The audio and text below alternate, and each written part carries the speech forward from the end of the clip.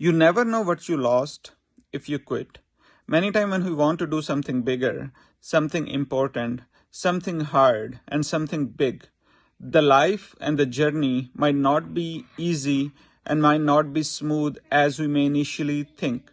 So in that way, many times I have seen people who focus too much on the outcome, and when they don't see the results, when they don't see what they like to do is happening, they feel discouraged, they feel disappointed, and they may have a tendency to leave. But one thing which I learned, the bigger you want to go, the more obstacles, more difficulties, more challenges you may face.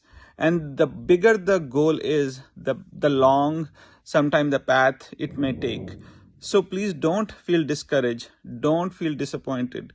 Keep making progress. Keep moving. Have faith in your efforts, and also keep appreciating the process along the way.